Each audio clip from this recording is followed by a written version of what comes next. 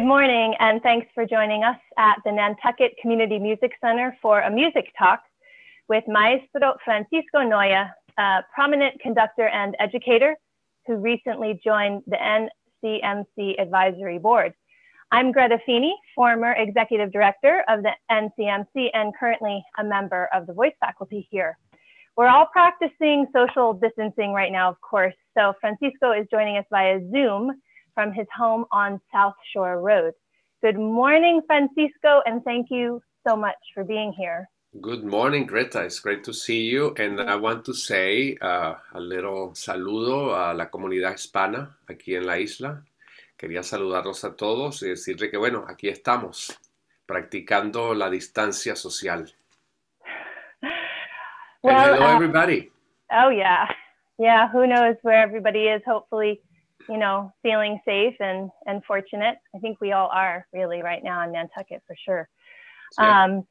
So Francisco, as an advisor to the board of directors, you'll be offering guidance to the NCMC as it continues to grow and serve our community.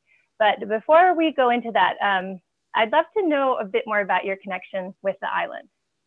Okay, so my wife, Beth Hallett, was appointed Deputy Superintendent of the school system.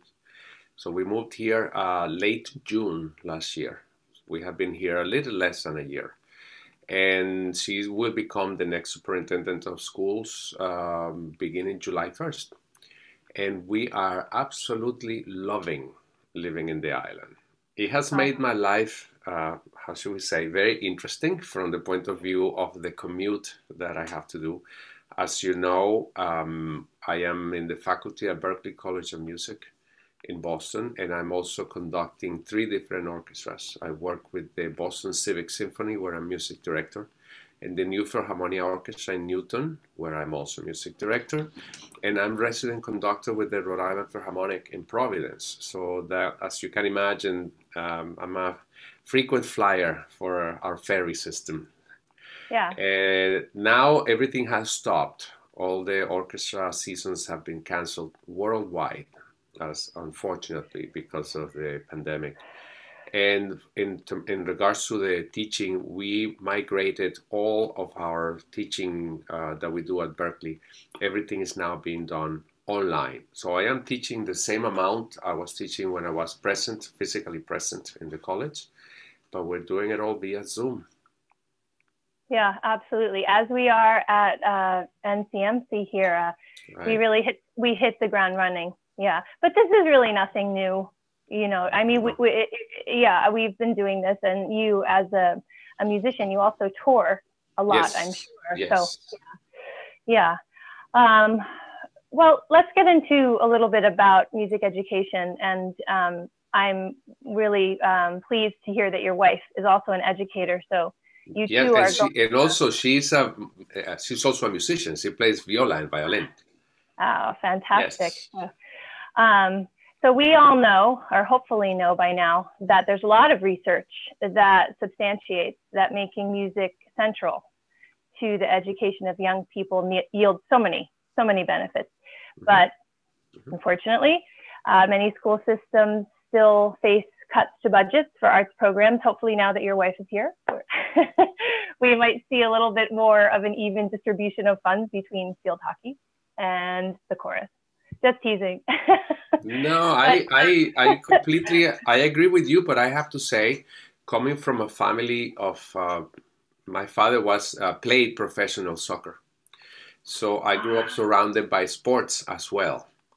Yeah. And I can see the importance of both sides. So I am not advocating that we take funding from the field hockey team or definitely not from the soccer team.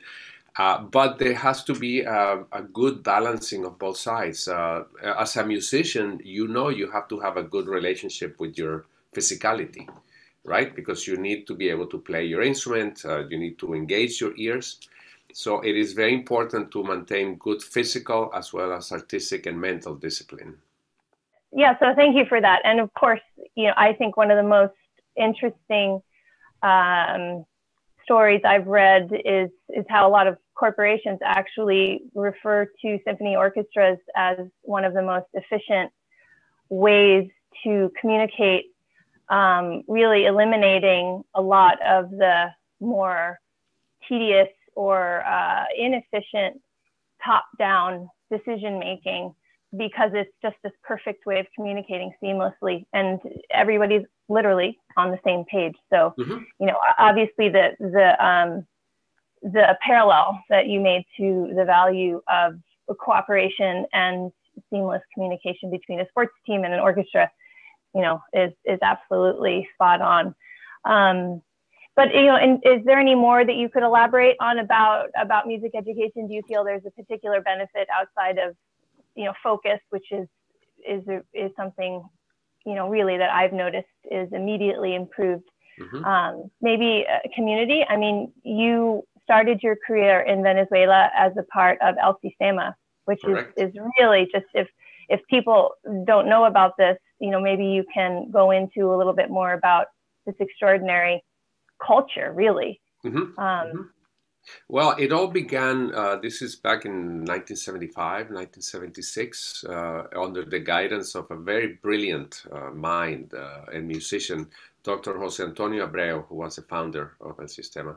I mean, I was part of that first generation. I was not founding the system. I just happened to be one of the young musicians that benefited from the system starting at that time. The idea was to create a whole movement of youth orchestras nationwide. And that, of course, we didn't have enough musicians to form this network of youth orchestras. So we began by training other musicians. So it all expanded. It created a whole network of young musicians that came out of that particular age. Now the system has become a model worldwide as to a way of integrating music education, and actually it's a philosophy of life. It's a brilliant example to follow. Not everything can be adapted to every culture and to every society, but there are so many things that we can, at least here for us in the island, there are so many things that we can learn from that and that we can adapt to our environment. Yeah. Can you talk a little bit more about the benefits outside of the music training and the obvious benefit to kids, but there's also a social component, which... Absolutely. Yeah. Yes. I mean, right now, particularly difficult because we're doing everything through a camera, right? But when you are in the same room with the people that you are hanging out with and making music together, there is a different level of communication. The non-verbal communication that takes place during a concert, let's say.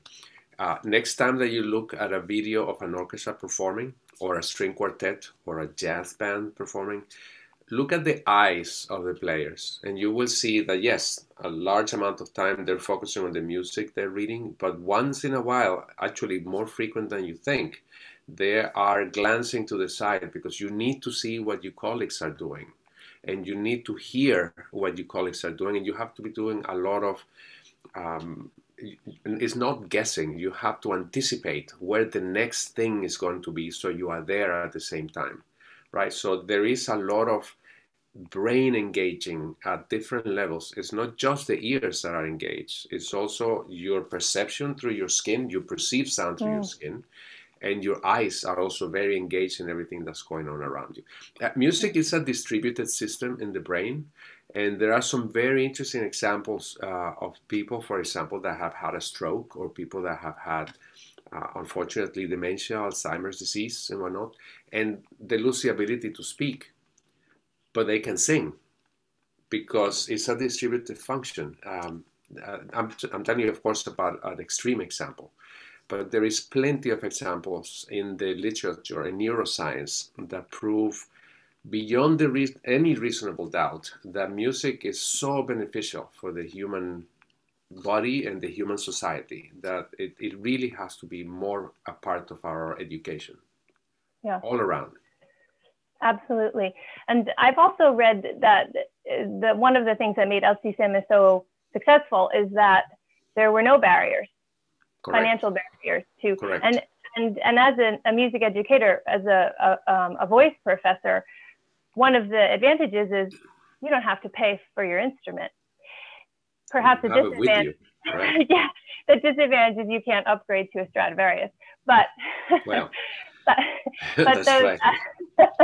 but those students are supported, really, and it's government Yes, support, or is it corporate support? correct. Yes, yeah, it is like that's what I was saying. There are so many things that we can learn from the example of El Sistema, but there are also some things that are not translatable to our everyday reality.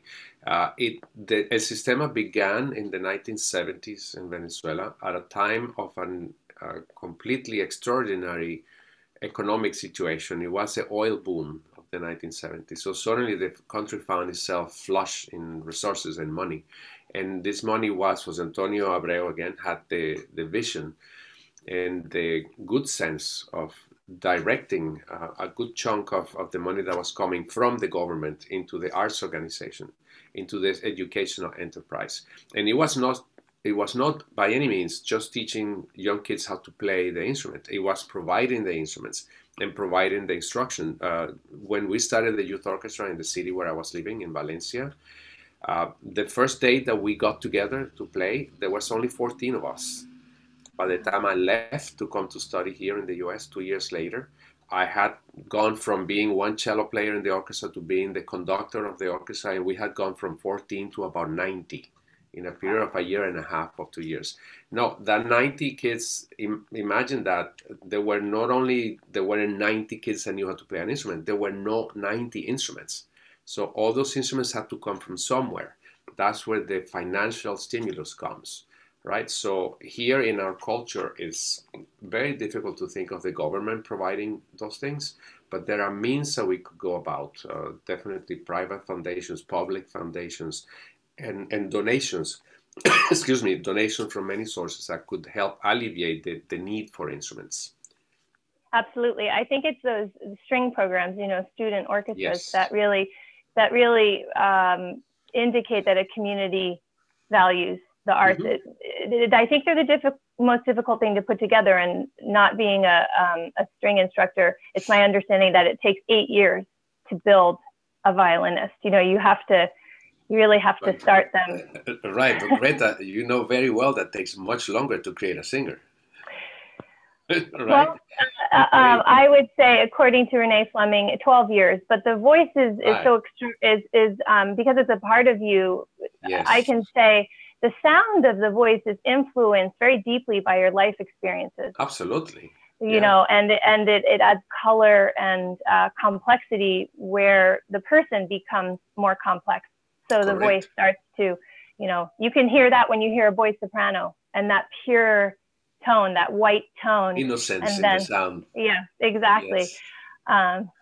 Well, again, not to, it's fascinating to discuss El Sistema, but bringing us back into current events here, we are dealing with this extraordinary global pandemic, and the most recent statistics say that 82% of the world's children have had their educations disrupted. And in the United States alone, a staggering 51 million right now, as we speak, are at home in accordance with CDC guidelines. So like Berkeley and the NCMC and thousands of other educational institutions now meeting online, can you tell us a bit more about what you feel is the efficacy of teaching in this way? Because I think while students may feel comfortable with this, because it is in many ways is their primary way of communicating with one another, at least. Yes. I think the parents might want to know a little bit more about specifically music, right? So maybe you can share some of your experiences with music instruction.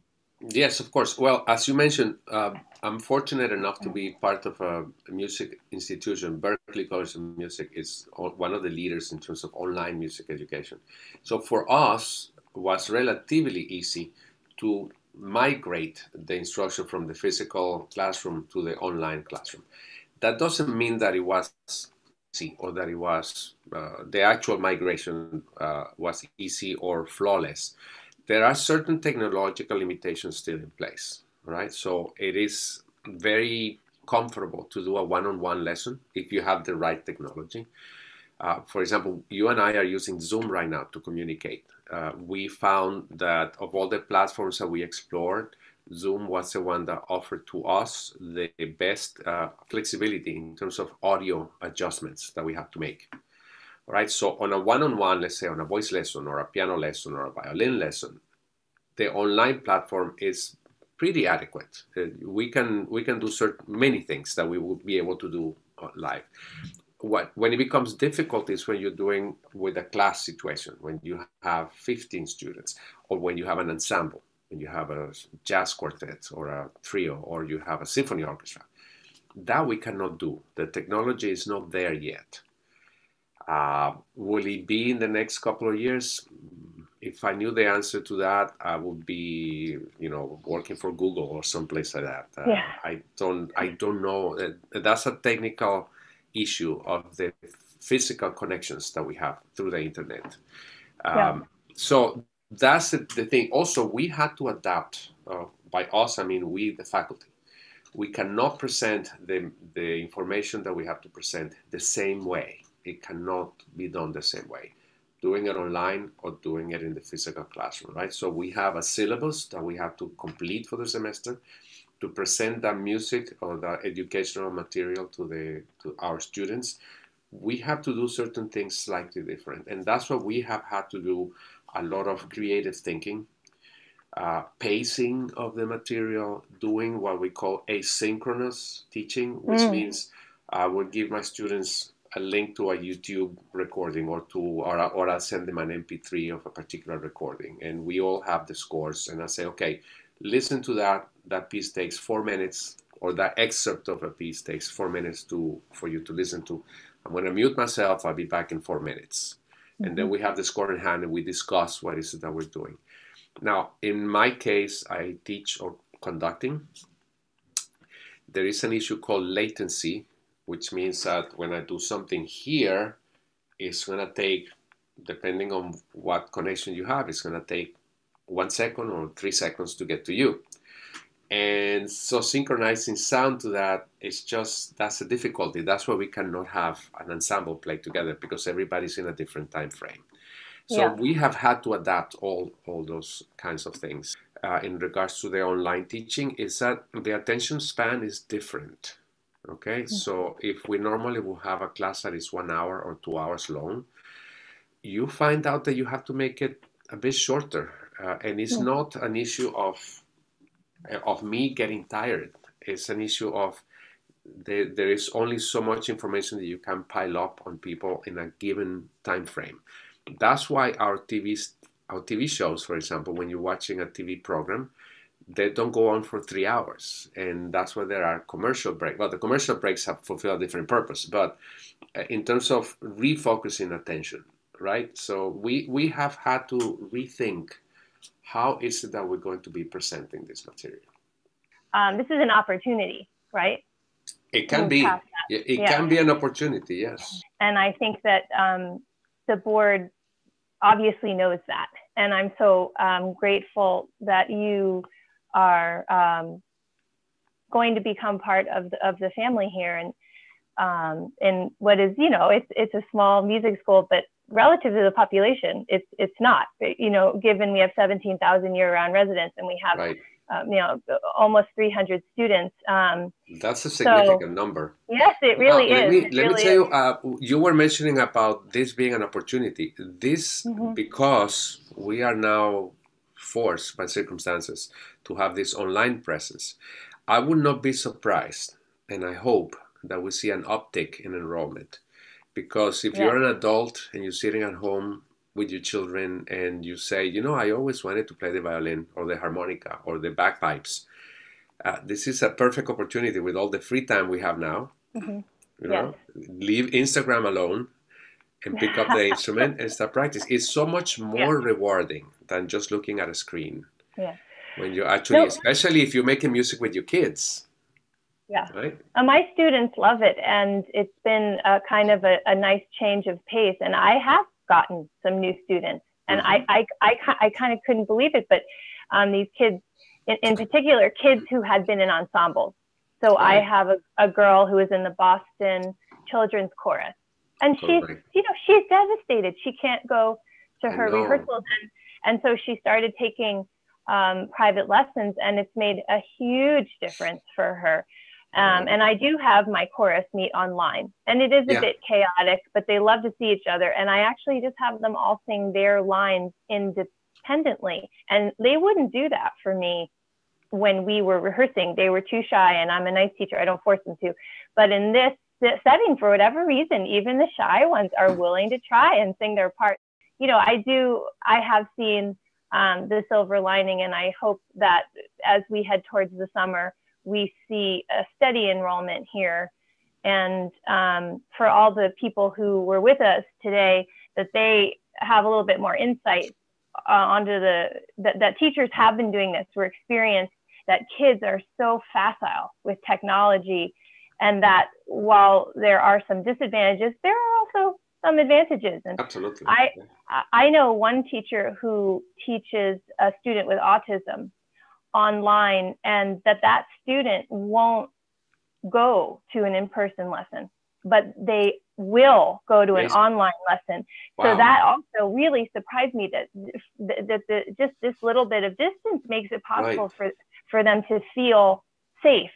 So there are all kinds of stories kind of popping up that you know, show our ability to adapt to these situations. In any case, to kind of, you know, bring a close to, I mean, I feel like we could, you know, talk all day. I know you have to teach today. I have to teach I could today. do this for hours. Yeah. Yeah. So I just want to thank you again. It's fantastic. I think the board is going to love talking to you, and just keep bringing the stories and this wealth of knowledge, and the international perspective in particular. I think is something that the big thinking, talking about El Sistema and bringing elements of that. It's more than just music lessons. It's way more than that. And so, yeah, I want to thank everyone who joined us today, and hopefully we'll have quite a few viewers here, and we will continue this format to grow our community.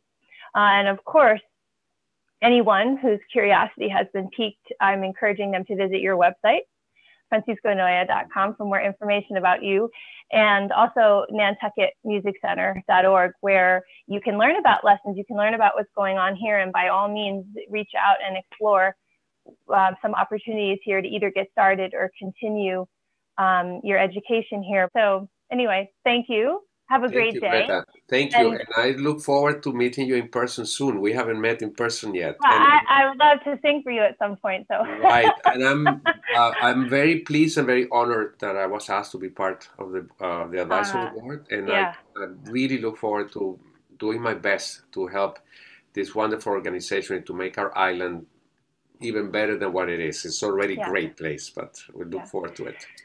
Well, I think we're off to a great start.